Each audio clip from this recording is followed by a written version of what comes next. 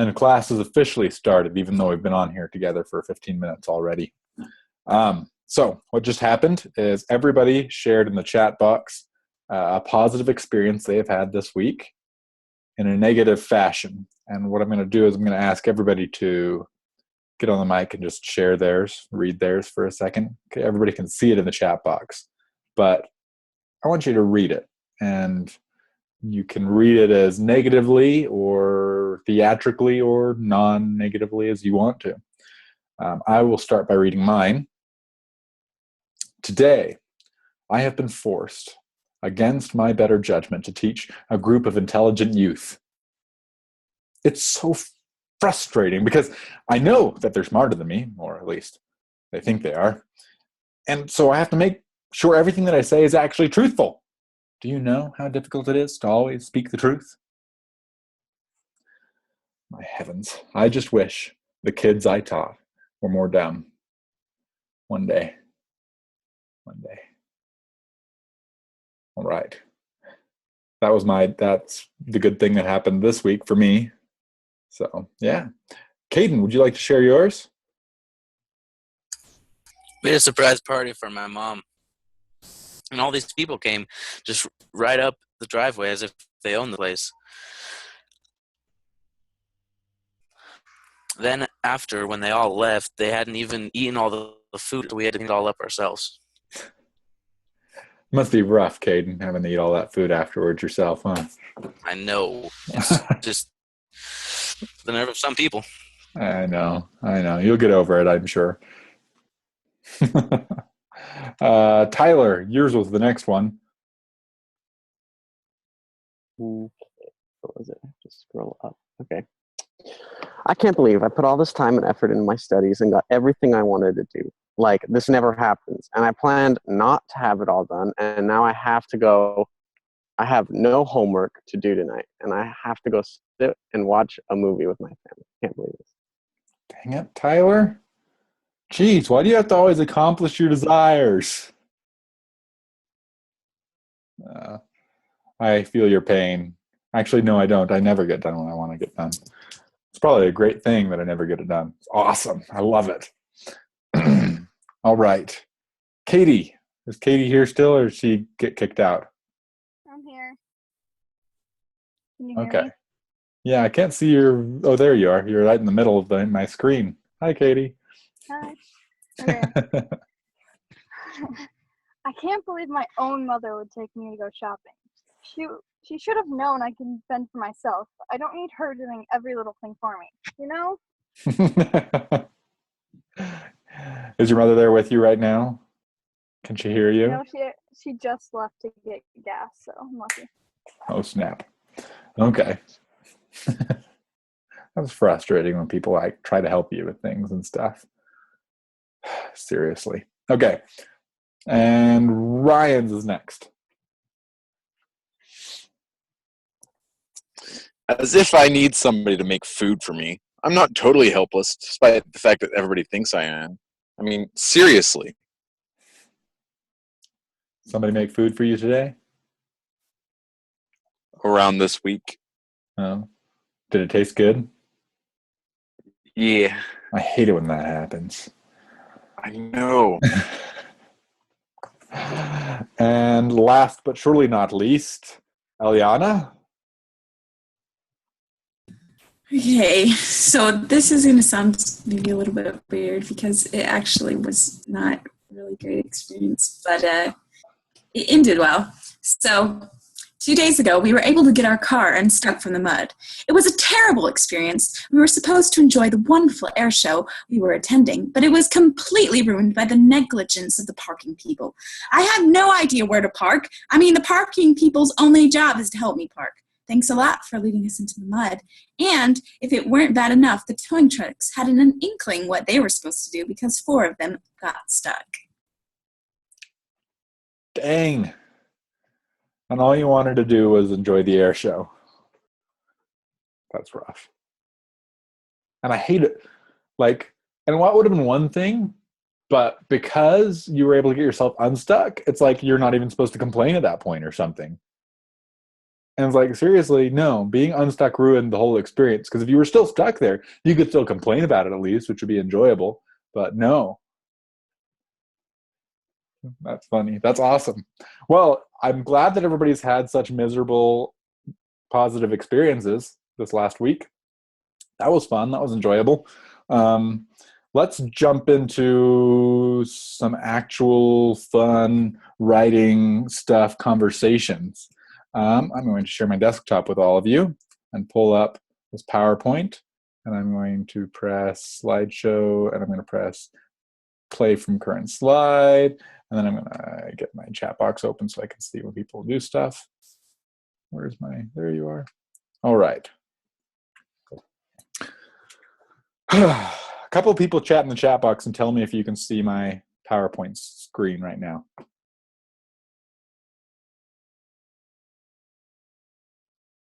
Okay, good. Cool.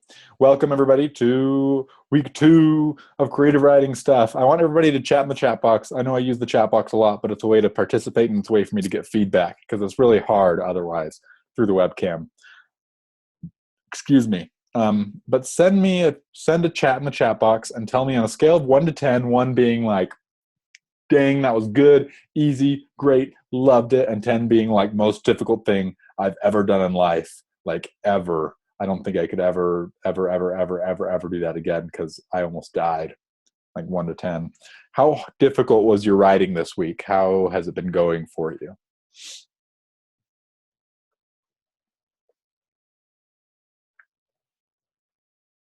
One being easy.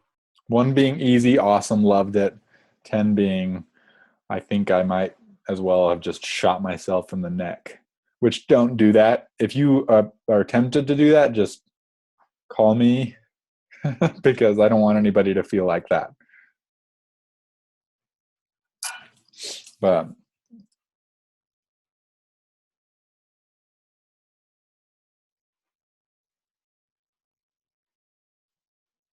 okay.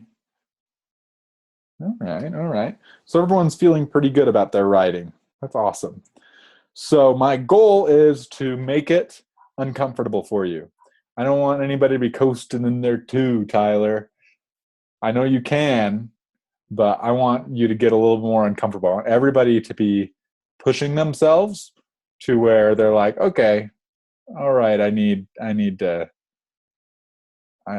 push myself a little bit more. I want them to be improving because that's where improvement happens, is outside of your comfort zone.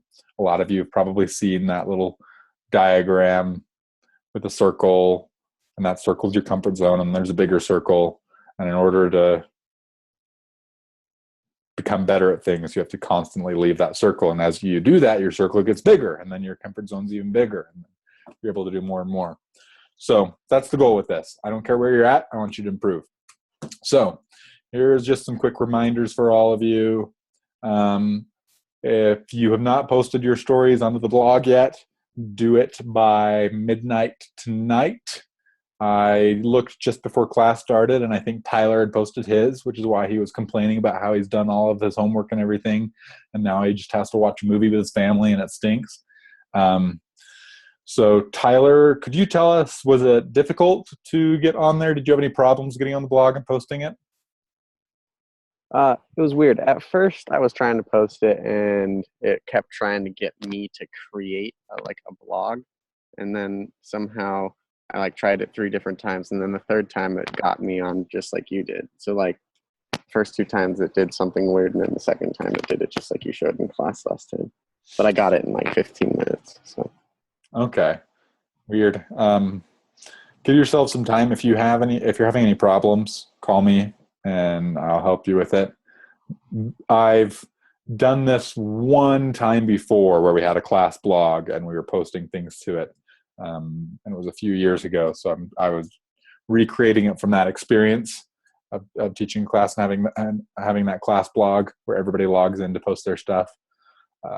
So it should still work. But if you have any problems, call me. So you're posting your stories by midnight tonight, and that's going to be the general rule for posting your stories all the time. But then when you posted your stories, you need to read everybody else's stories by class the next week. So not by midnight the day of class, but by class, because that's when we're going to be discussing them, obviously. So this week, you're going to go through the blog. You're going to read everyone else's stories.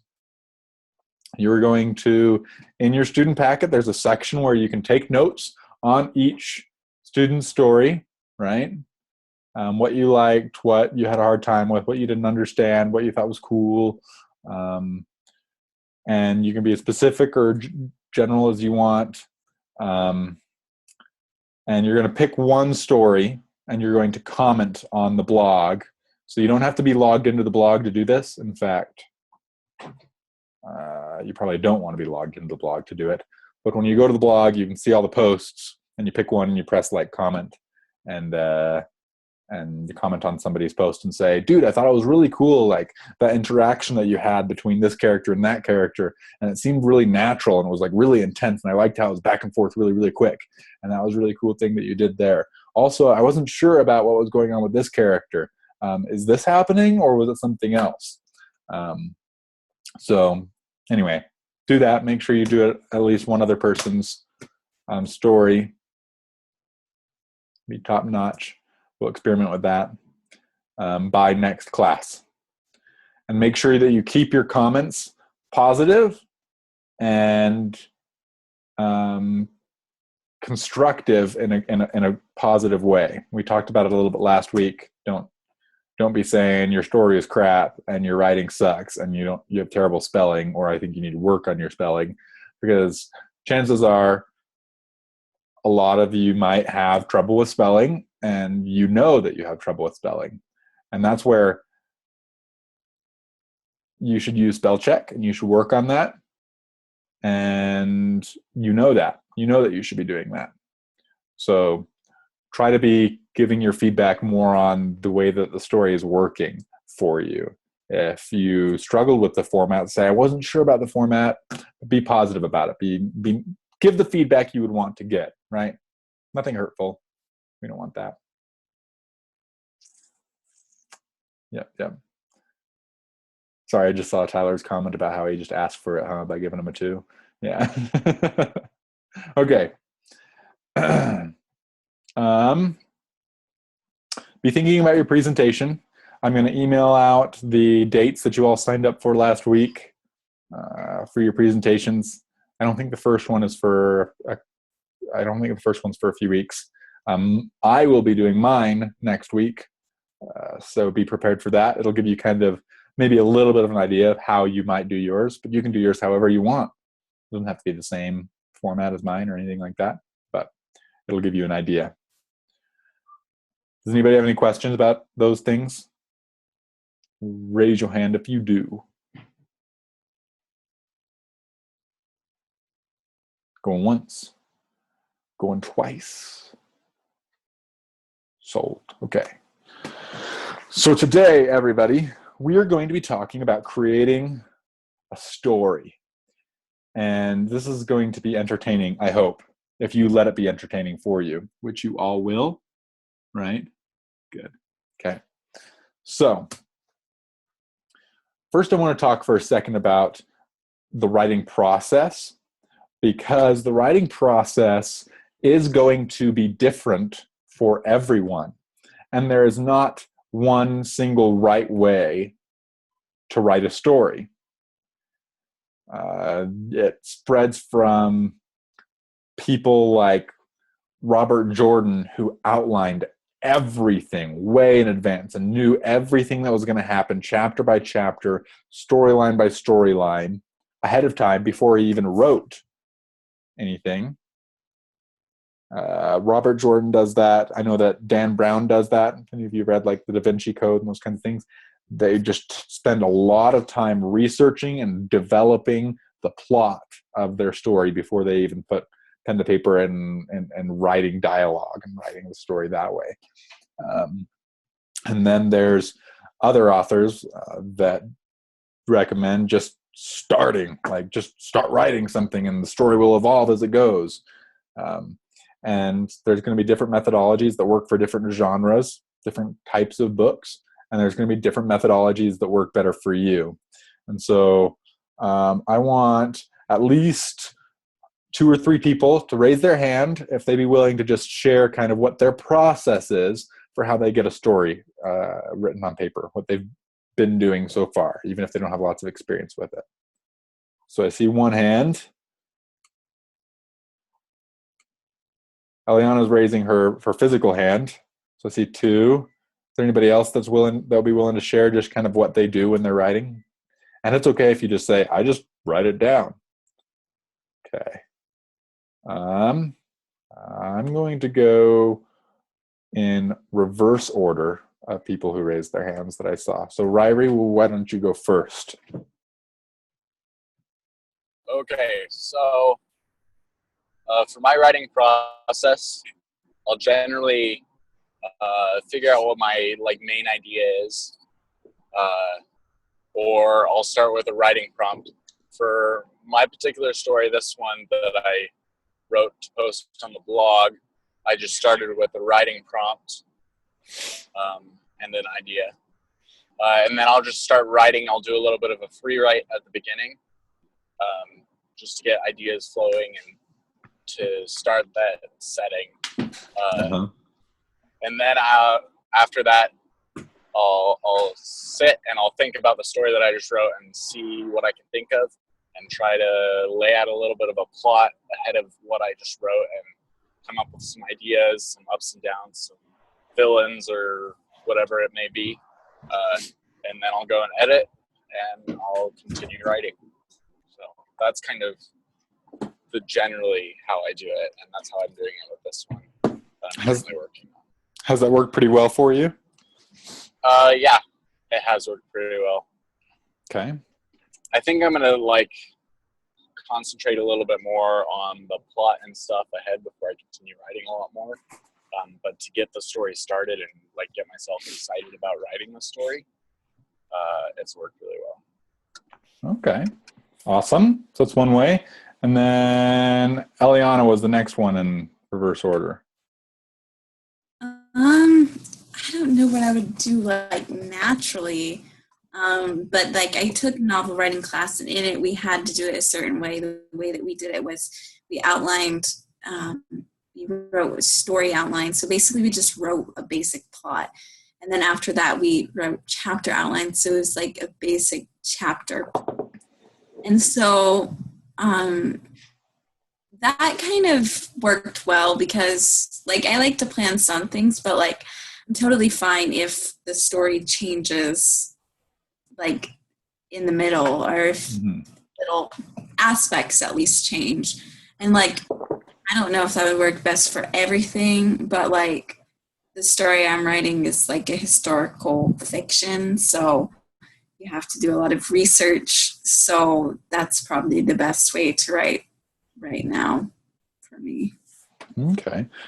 So you've done the novel writing class and done that and tried that system, and you feel like it's been working pretty well for you for the writing that you've been doing during and since then?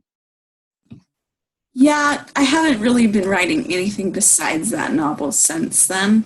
Mm-hmm. So, I think it works pretty well because, I don't know, it's easier to know what you're writing before you start writing. And at least you can decide the plot and I don't know, I feel like it's easier to place little clues and fun things in it when you know the whole story. That is an excellent point. Okay, that's some good counsel from Eliana there too. And Tyler, how about you? What has your process been? What do you do? It's very similar to Eliana's. What I do, I get this idea and I put it in a circle I put it on a piece of paper in a circle and I write down my idea, and then I do a story web. Have you ever seen those before, where there's all these different ideas and it all attaches in a web? And I take those ideas and I put them in order on a storyline. I draw it out a line and I do, this is what, not necessarily chapter by chapter, but age by age, from front to back of the book, and plan most of it out. And then I leave some stuff where it's just filling it in, and then but I mostly plan my whole book out before, and And then I get ideas while I'm writing, like, oh, this would work, and I could go back and change it. But yeah. Yeah. Okay. Cool. Good. That's like, so it seems like a lot of you, there's kind of this variance, right? And I'm not going to draw it because it'd be too much effort to figure that out on my computer to get back to the whiteboard. But if you imagine a linear line, right?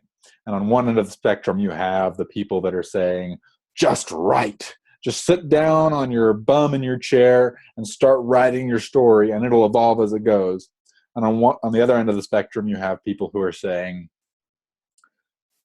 outline everything, every detail, know exactly what's going to happen, where you're going to insert clues, what the climax is going to be in this specific scene, everything before you write. Usually most people are going to fall somewhere in the middle, right? Because there are going to be times where you just need to sit down and write. Because there are people that have the problem of over outlining and never writing. That they spend their entire writing career going over these little details on their little storyboard outline of what's going to happen, but they never actually get to the writing, or they struggle when it comes to that actual point. And so sometimes you just need to go, okay, you've done enough, now you need to write. And so you need to kind of figure out where your sweet spot is. And so what I'm going to do today as we talk about things is I'm going to share with you a little bit of in my experience and in my research of different writers and their style and doing things. I'm going to share with you one way that seems to work relatively well, especially for people that are new to writing and are not sure how to get started. But your way can adapt and be different from this. Like my way that I'm going to share with you is not exactly what Eliana was talking about, or exactly what Tyler was talking about, or exactly what Ryrie was talking about. It's going to be a little bit different. It's what's worked for me. It's what's worked for other people. But at the same time, there's lots of different processes. And so you can take this and use it, and it'll be a really, really good mold for some of you who aren't sure what your writing style is. It might be something for you who have one to try this writing style and see if it works for you. If it doesn't, that doesn't. But it's something for you to think about and work on. And in order to understand this, the first thing that you need to understand is you need to enunciate your words, Andrew, is what I'm saying. You need to understand the basic storyline.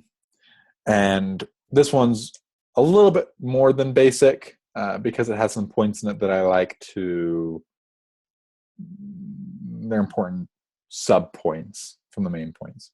And so a lot of you have probably seen a triangle that looks something kind of vaguely like this, that usually has, if you can see my mouse here, it starts at exposition and it rises into like a straight line like this and gets to a climax up there and then goes down. It's called the falling action, right? It's resolution. We're going to talk about all these things today. This one's a little more complex, but this is the basic idea of how to write a story. And it can be a full-on novel, or it can be a short story. It can even, in some cases, be a poem, right? And so we're going to talk about each one here for a second and then dive into an activity. But exposition. By raise of hands, can anybody tell me what exposition is?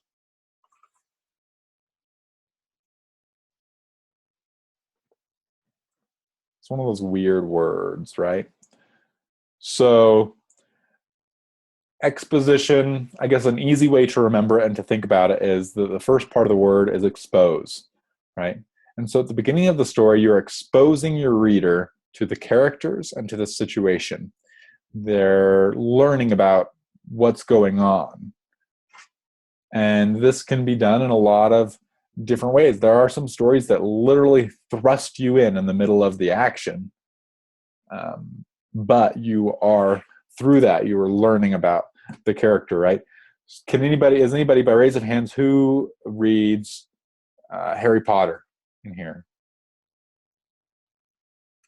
Raising of virtual hands, I guess.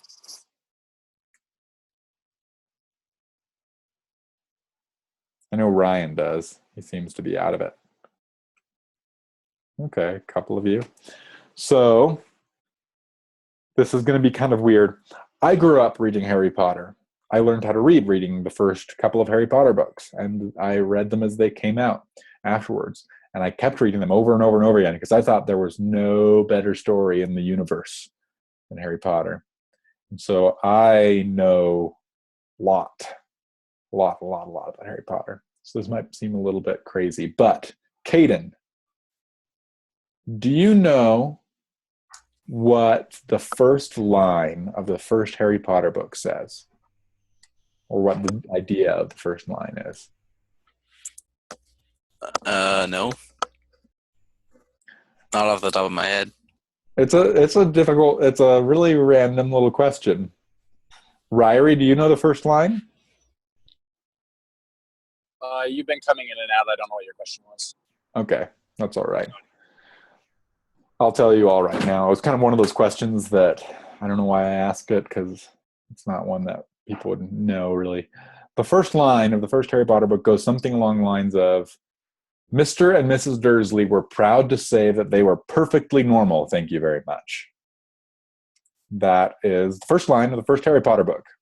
And in that first line, you learn the names of these characters, and you learn that they were proud of being normal. And it goes on to describe how they could not stand it if anything unusual were to happen, which tells you right away something unusual is about to happen, right? And so that first line was an expository line. It was exposing something about the story and the character to the reader. And so that's going to happen throughout the book. But at the very beginning, it's important to set this idea of like, what's going on? Where are we? Who are the characters? And what can we learn about them? These next things are a little bit easier to kind of figure out just by inferring. You can just kind of look at the word and the term and kind of know what it means. But the next thing that usually happens in most stories is an inciting incident. So let's think about this for a second, actually. We're going to take the story of the Three Little Pigs, which hopefully all of you are familiar with. If you're not, get with me afterwards because it's a charming story. So,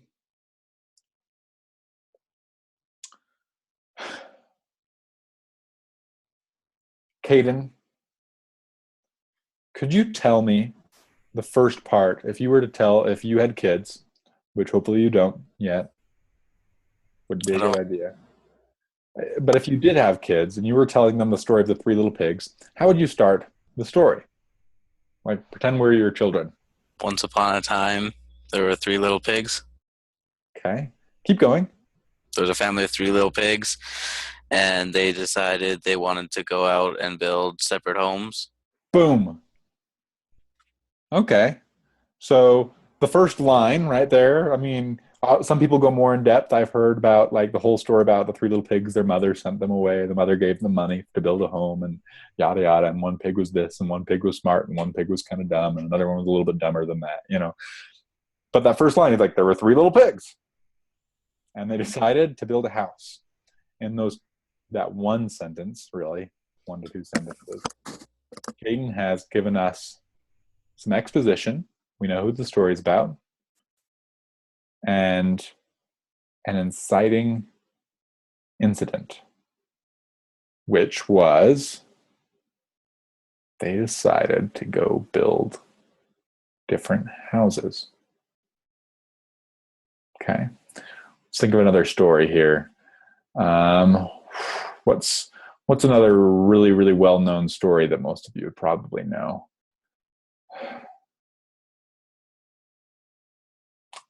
The Lord of the Rings. You've all either seen the movie or read the books, right? What's the inciting incident in The Lord of the Rings? Somebody raise their hand and tell me what the inciting incident is. It can be in the movie or the book. I don't care. It's going to be the same, pretty much.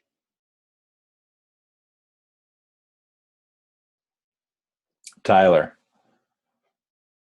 my friend, tell me the story of how The Lord of the Rings starts out. Do you remember how it starts out?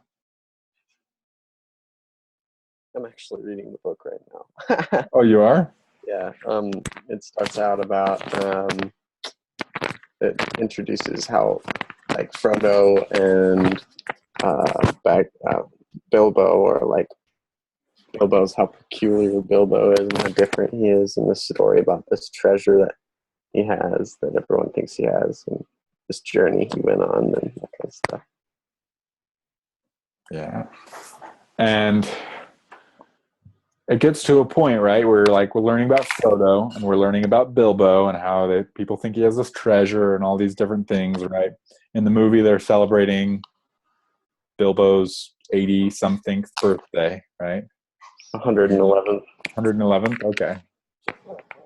Tyler knows what's up. And who shows up?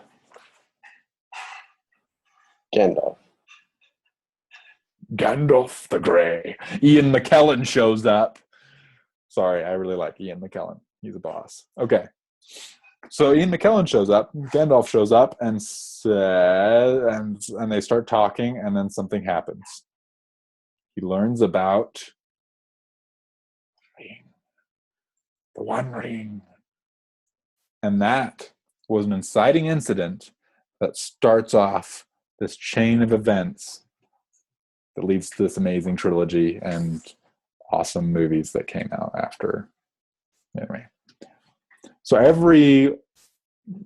all these stories have these inciting incidents, something that triggers like a change. Because in the exposition, people are just going about their little business, right? So in Harry Potter, the first book, the Dursleys are like, oh, it's just another day at work. I'm going to go sell some drills. It's all going to be good. Start seeing some weird stuff, right? There are people in cloaks all around. And then all of a sudden there's this random baby on his doorstep. What the what? And then there's a bunch of inciting incidents that lead up to things, right? Harry gets a letter in the mail. This gigantic, huge person knocks down his door on an island and tells him that he's a wizard. And that one might be considered the real inciting incident. Either the letter or Hagrid showing up, right? Triggered this chain reaction where things would not be the same anymore. Okay, cool. So we've called on Tyler now. We've called on Caden. So, Eliana, could you continue the story of the Three Little Pigs where Caden left off? They decided to build separate homes. Okay, so the first little pig chose to gather hay and build his home out of hay. And the second little pig decided to gather sticks and build his little house out of sticks. And the third little pig decided to build his little house out of bricks. Okay, pause for a second. We haven't talked about all the elements of the story yet, but what element of the story is this so far? Rising action. It's right on the cusp of like rising action, but a little more like it went back to exposition, right? Mm-hmm. For a second, right? Like we're now explaining, okay, so this happened and this happened, this happened. Things are still normal, right? But they did decide to go build a house. That was one inciting incident. There's going to be another inciting incident here shortly. Keep going, Eliana. And after all their homes are built, a wolf shows up. And the wolf knocks on the first little pig's door, who has a house of hay, and says, "Let me in by the hair of your chinny chin chin." And the pig, I forgot what he says. Did he just say no or what? I think it was not by the hair of my chinny chin chin. Oh, that I'm mixing it up. Okay, not by the hair of my chin chin chin. And then the wolf says that I'm going to blow your house down.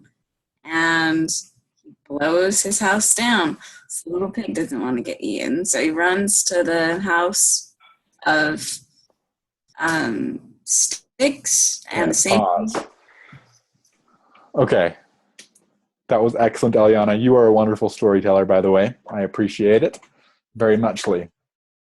So, Eliana kind of pointed out this rising action that was starting with them going to build these houses.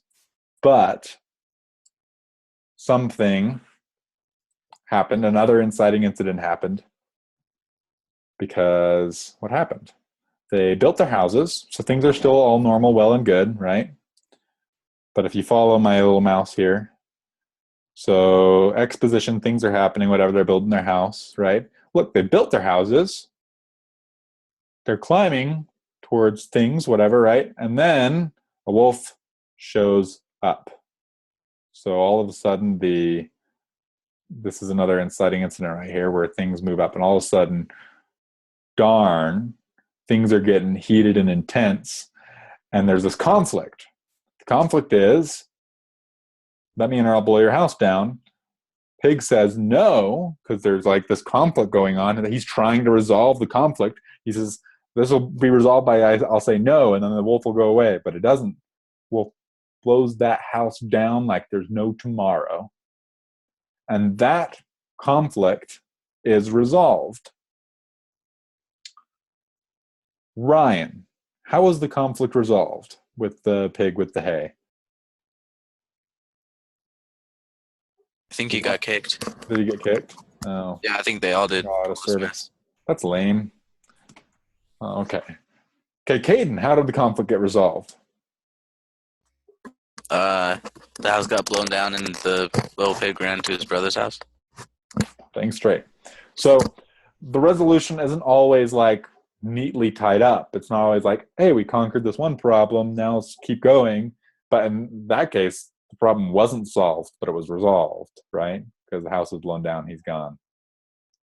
So these conflicts will happen, and either the character can overcome them or he can run away from them to be resolved later, right?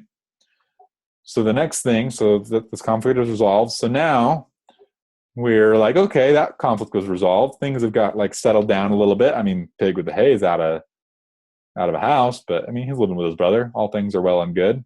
But Tyler, pick up the story where Eliana left off. But then the wolf shows up again at second Piggy's house. And he says, let me in. And the pigs say, not by the hair of our chinny chin chin. And then the wolf says, let me in or I'll blow your house down. Something before. And then the pigs say, not by the hair of my chinny chin chin. Then he huffed and he puffed and he blew their house down. And so then the two little piggies ran to their brother, their other brother with the brick house. Boom. So now we have another conflict, another resolution, right? Things are still climbing. Things are getting steep. Now there's two pigs without houses. And Caden, what happens next? The wolf shows up yet again and says, let me in or I'll blow your house down again. And they all say, not by the hair of our chinny chin chins. So the wolf says, well, then I'll huff and I'll puff and I'll blow your house down. And he huffs and he puffs and he blows. And then he huffs and he puffs and he blows again, but he can't blow the house down. Okay. So let's pause here for a second. We'll backtrack to the point where the wolf shows up at the House of Bricks, right? What is going to happen to these pigs if the wolf manages to blow the brick house down? Eliana, what's going to happen? They're going to get eaten. Which no pig wants, right? Nobody wants that. I wouldn't want that for myself, right? They don't have anywhere to run anymore. If this house goes down, they have nothing left. So this is the point in the diagram where we reach a crisis point or a climax, right? Where your character has met the peak, like the most is at stake, right? And this is going to be different for different stories, right? If you're writing like this war story, usually lives are at stake, nations are at stake, right? There's this climax point where there's a huge battle and it's like going to be the end. In Lord of the Rings, Return of the King, there's that point where like that little army like goes up to the gates of Mordor and everything counts on Frodo getting that ring into the volcano. And if he doesn't, all humankind, all mankind is gone. In that moment, they're on their last stand. It's epic. It's amazing. You read that, you watch that, and you're like, oh my gosh, this is it, right? On the other hand, if you're familiar with,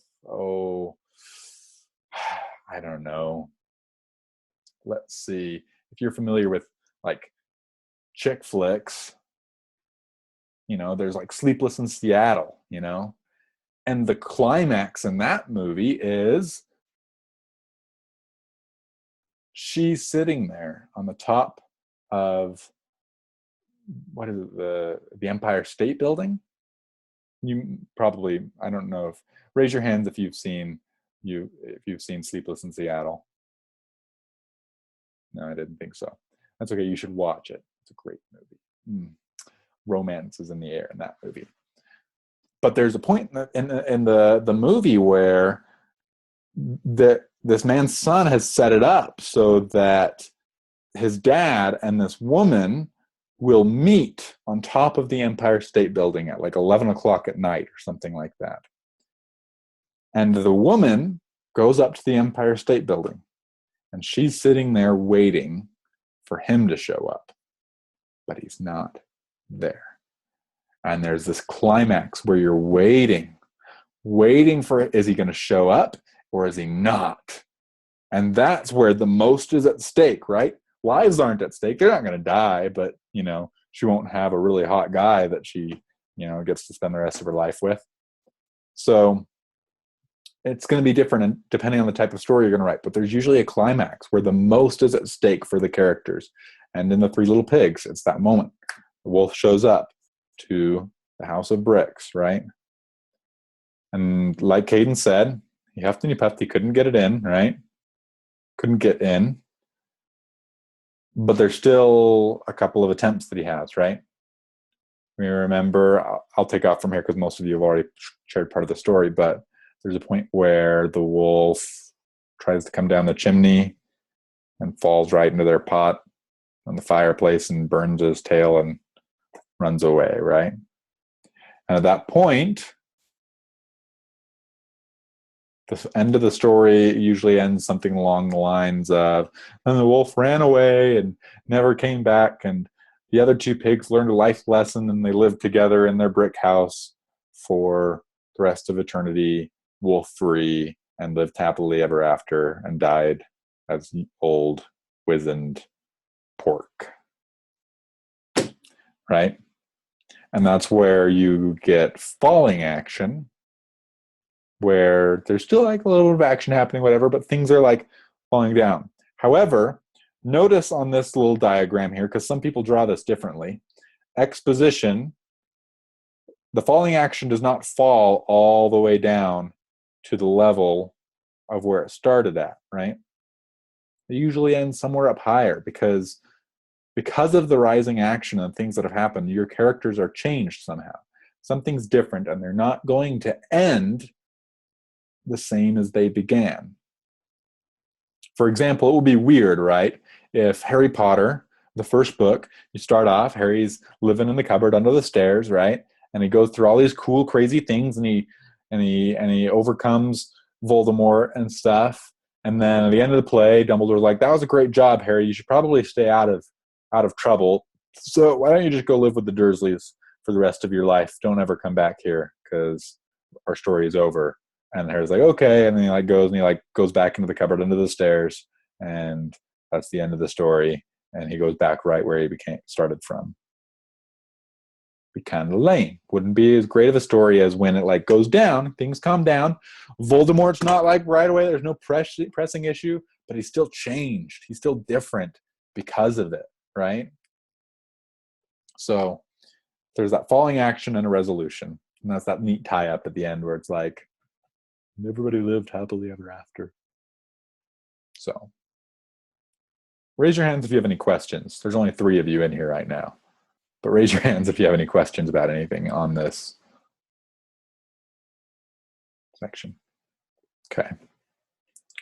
So this was planned to be done with 6 people, not 3 people. So we'll have to adjust accordingly, but we might be able to work it out. All right. So we're going to create something. Everybody can see my screen, right? Okay. So we're going to create a short story right now. It might only be a couple of paragraphs. We're just going to get a couple things.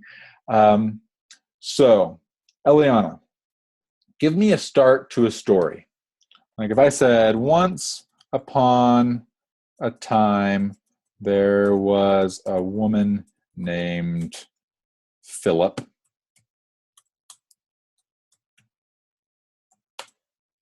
Give me some more exposition, just a couple of sentences here about this woman named Philip.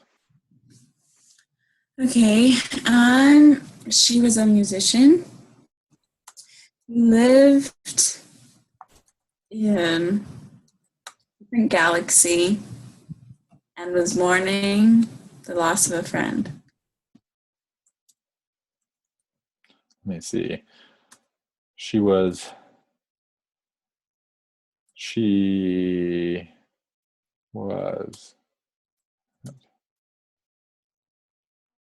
this time mourning the loss of a close friend.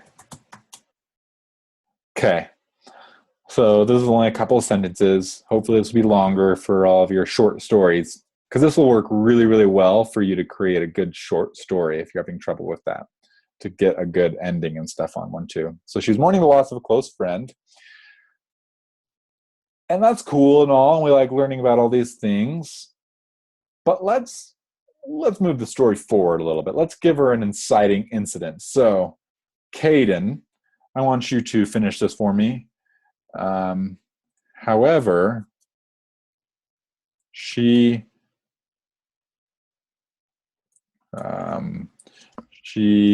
didn't know that at that very moment. Keep going with me, Caden. Let's finish that sentence for me. That thought. Aliens were on their way to infect her species.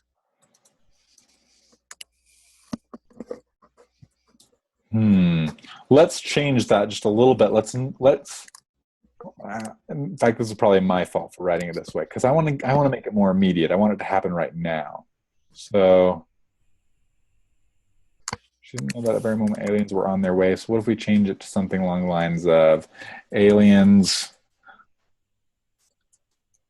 had just arrived to infect her species? And then let's continue with this thought here, because we want to get to the point where the aliens actually show up and this happens to her, because she doesn't know it yet, but they've just arrived. So what happens next, Caden? They came with their huge ships, starships, to her city, and she grabbed her stun gun and jumped out the window to fight. And this is a spunky Philip woman. So hold on.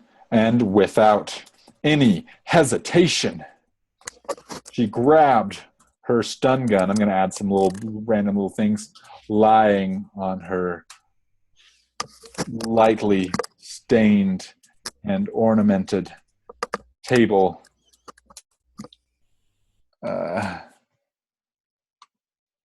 And jumped out her 30th story window. Okay, so something has happened. That's pretty drastic something, but something has happened that has changed the way she was when we first saw her. It probably would have been cool to learn more about like what she was mourning and like what happened there, get some exposition there. We don't have time for that. We've got like 10 minutes here to create this story. We can add more later. We can expand on it. So Tyler, we have an inciting incident. We need some rising action now. We need to introduce some form of conflict that she has to overcome or resolve somehow. So right now she's falling from a 30-story window. We should probably resolve that conflict and then give us another one. So go for it, Tyler. Whatever comes to your mind first. Don't think about it too much. We have a name Philip here, so.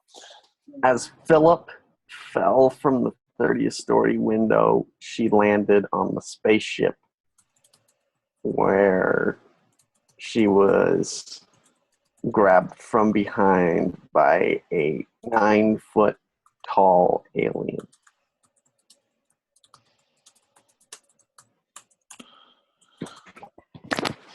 Okay, so if this were your actual story, this would be a really good idea, like where you add some really good descriptors. Tell me what the alien looks like. Tell me what Philip's thinking right now. Tell me all these things. But right now, we're not going to worry about that because we're just worrying about these technical things that are going to create a story. So we have a conflict here. We have the fact that she has landed on an alien spaceship and has been immediately grabbed from behind by a 9-foot tall alien of some form. We don't know what it looks like. You're all going to use your own imaginations on that because we're not going to go any further into it. But I need Eliana at this point to give me a resolution for this conflict. What is she going to do? Because stakes are getting a little higher. What is she going to do to resolve this conflict of an alien grabbing her from behind on top of a spaceship that is flying through the air?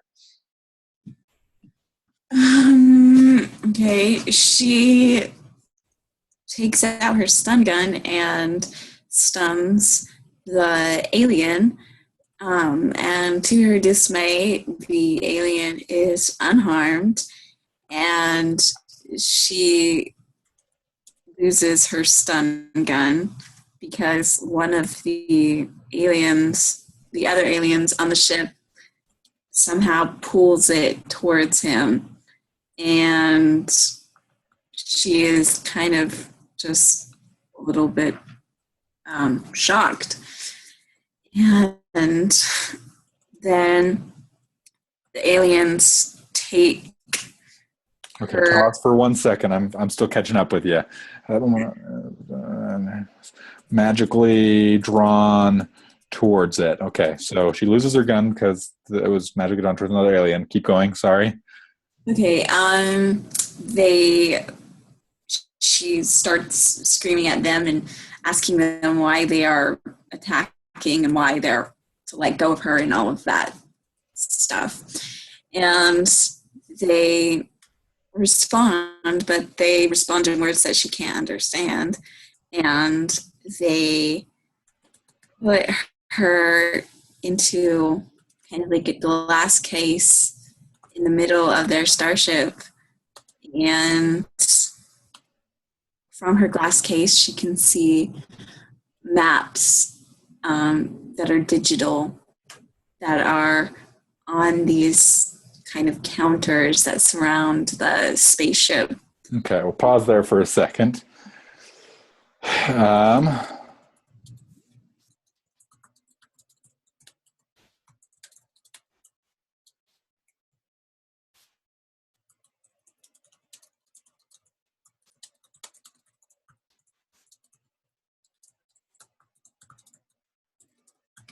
Okay, so without thinking about it, or maybe you were thinking about it, Eliana, you introduced a new conflict, right? She has now been kidnapped while her city is under attack. Okay, so at this point,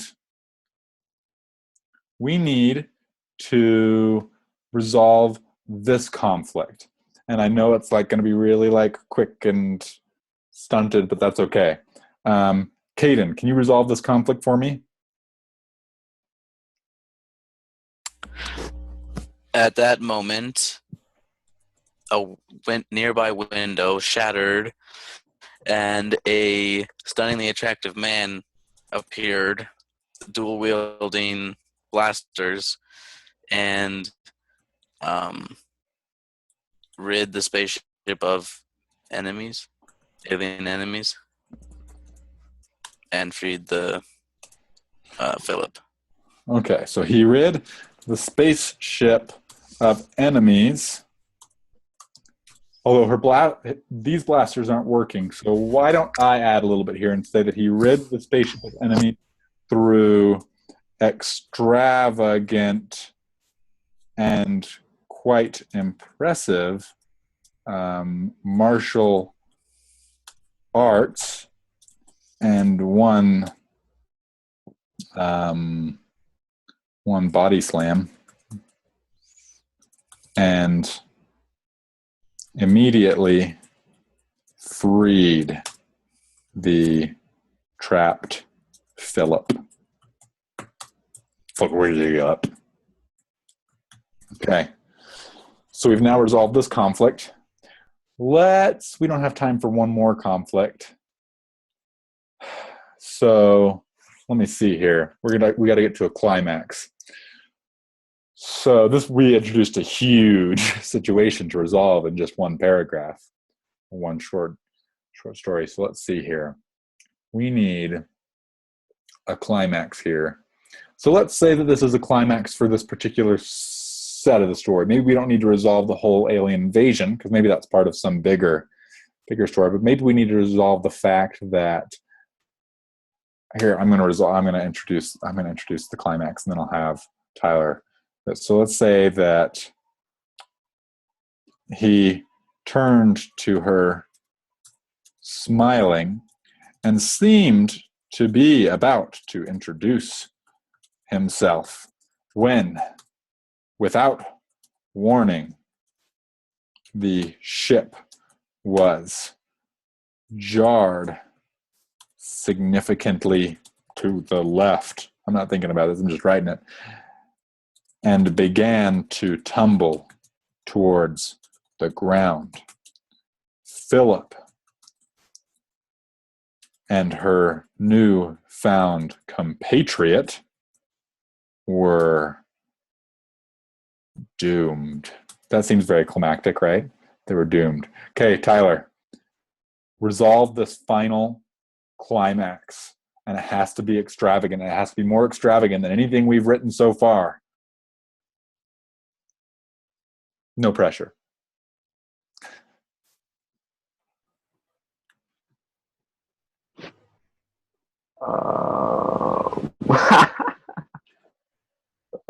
Okay.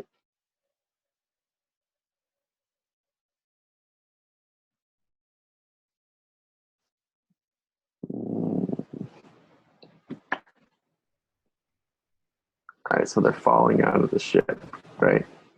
Yep, they're in the ship, tumbling in the ship towards the ground. Sorry, my headphones unplugged, so I can hear you. Sorry, try again. Can you hear me? Yep, I can hear you. They're in the ship, tumbling towards the ground. Okay.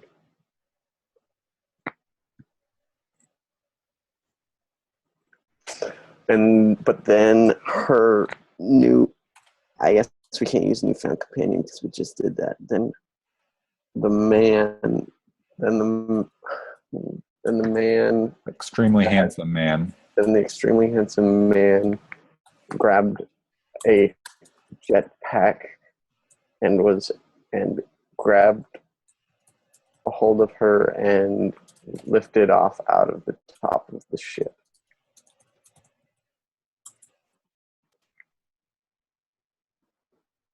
Okay, so you grabbed a jetpack and grabbed a hold of Philip, and they were immediately lifted from the falling ship. Okay, cool. So we've got this final resolution. Now there's still war raging around. We're not going to be able to solve the entire alien invasion. We introduced a quite lofty thing to resolve, but we can resolve this section of the story. There's still a little bit of mystery as to this man. So let's calm things down a little bit. Let's take them to where they can reflect a little bit and have that falling action happen and come to a resolution. So, Caden, this is actually the hard part. This is a really difficult part to do. We're really good at the rising action, but can we get the falling action? So, Caden, could you introduce what they do right now? They're on a jetpack flying through the air. What does this handsome man do? What does Philip do?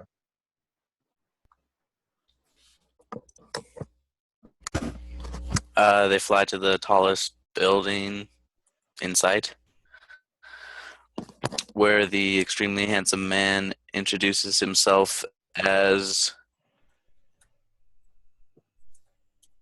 Slugbug the Great, and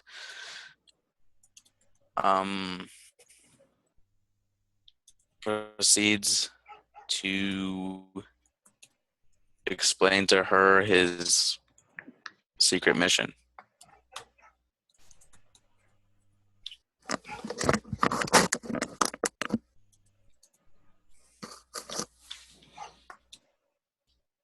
Okay. Explain to her his secret mission. Tyler, can you continue with this thought, trying to like say this is a chapter in a book we're writing? How can we resolve this, end the chapter, but end it in like in a resolved way? Like, okay, we solved this one thing. Now we'll continue with another thing. How would you continue?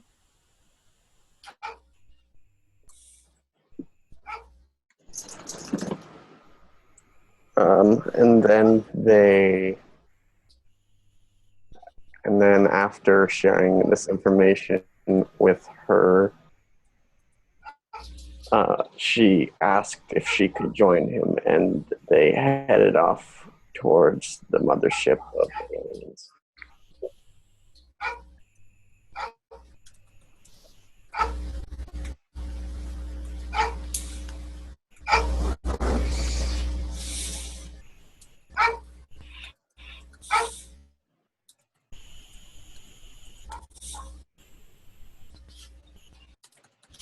Okay. This is, of course, a very disjointed story. But guess what, everybody? It is, in some ways, a complete story. There were a few conflicts that we did not resolve. There's an alien invasion still to be solved. And now there's a secret mission that we don't know about. But we resolved all the conflicts that were introduced to us. If this was a full story, eventually the secret mission would be found out. A lot of obstacles would come about with the secret mission, about trying to get it resolved. They'd resolve certain things and then go and meet another obstacle and then resolve that. And eventually the climax would happen where they would finish the secret mission. And then they would, like, I don't know, kiss each other or something like that. And then go get married. And that'll be like this falling action, right? And then at the very end, Slugbug the Great would say, well, I guess the moral of the story is don't let aliens invade your home planet. And that'd be like the resolution at the end, you know, or like they had babies, a bunch of babies and stuff. That happened. Hello, Katie. You have a question? Yes. We lost service for like half an hour and 45 minutes, so I have no idea what we're talking about. Yeah. Yeah. Were you around when we were talking about this picture? Yes. Well, before the pigs were on there, I was there. Okay. That's about where we cut out. So you missed the coolest experience ever. You can ask Tyler or Eliana or Caden, because what we did is we talked about the elements of the story, and we related it to the Three Little Pigs, about how our story has rising action and a climax and falling action, right? About how the Three Little Pigs, as he blew down the house of hay, and then they ran away, and they blew down the house of sticks, and he ran away. This was rising action leading up to a climax where he was about to blow down the house of bricks. Then that climax is resolved, and everything gets better and good, and then there's a resolution, and they live happily ever after. We just created this story using that format where we introduced some exposition, and then we introduced an inciting incident, and we introduced these other things into the story and created this story right on the go, on the fly. In fact, I'm going to ask Tyler if he wouldn't mind reading the story to all of y'all to share how awesome this story that we just created together as a group was. All right. Well, my whole family's going to hear it too, so it's going to be great. All right. Once upon a time, there was a woman named Philip. She was a musician who lived in a different galaxy. She was at this time mourning the loss of a close friend. However, she didn't know that at that very moment, aliens had just arrived to infect her species. They came with their huge ships to her city, and without any hesitation, she grabbed her stun gun lying on her lightly stained and ornamented table and jumped out her 30th story window. As Philip fell from the 30th story window, she landed on an alien spaceship where she was immediately grabbed from behind by a 9-foot tall alien. She took out her stun gun and stunned the alien without any ado. Sorry. Okay. However, to her dismay, the alien smiled at her unharmed. At that moment, another alien on the ship stretched out to his tentacles at her gun, and her gun was magically drawn towards her. She began to scream at them. "Why are you attacking?" They immediately responded with what sounded like an alien noise. In what seemed like no time, she found herself in a glass case looking on the interior of the spaceship covered in strange-looking maps. At that moment, a nearby window shattered and a stunningly attractive man appeared, wielding blasters in each hand. He rid the spaceship of enemies through extravagant and quite impressive martial arts and one body slam, and immediately freed the trapped Philip. He turned to her, smiling, and seemed to be about to introduce himself when, without warning, the ship was jarred significantly to the left and began to tumble towards the ground. Philip and her newfound compatriot were doomed, but then the extremely handsome man grabbed a jetpack from his pocket. She wasn't sure how it fit in there. She grabbed a hold of Philip, and they were immediately lifted from the falling ship. They then flew to the tallest building in sight, where the barbacuous man introduced himself. "I am Slugbug the Great," he said. "Cool," said Philip. He then proceeded to explain to her his secret mission. After sharing the information, he asked if he could join him. "Surely you can," he replied. They then headed off to the mothership where they could finalize the plan. The end of that story, anyway, that chapter in their story. So, I would like everybody to give yourselves and those of you who are not involved, give us a round of webcam applause.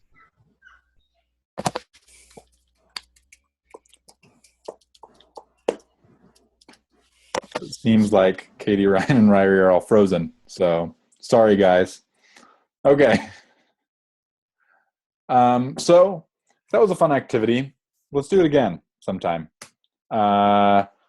Next time, what we might do for a fun activity, if we have time, is we'll do that same thing, but I'll assign everybody a piece to write separately. So there'll be completely different stories, but each person will write a piece. So I'll have, like, Eliana might write the exposition and the inciting incident, and then Tyler might write one rising action, conflict, and resolution, and Caden might write another rising action, conflict, and resolution, and Ryrie might write the climax, and Katie might write the falling action, and it'll be this weird, twisted story about some guy named Philip who then attacked a unicorn without warning, but then a wizard had to come and save them from... Anyway, it'll be interesting, but it'll be fun how it all worked together. We'll do it sometime. Does anybody have any questions for me, the three of you that are still here? No? Okay. Well, you have 2 weeks before your next writing is due. I'd recommend that you're writing this week anyway, because you have 2 weeks instead of a week to be writing and doing it as well. Don't not write this week. the idea was that you have 2 weeks to write and a week each to give your feedback on other people's writing, because it doesn't take too long to give feedback. But this gives you plenty of time to really flesh out your writing, and I'm excited to read everybody's stuff and to give feedback on it. And I will see you all next week. Have a good day now. Bye.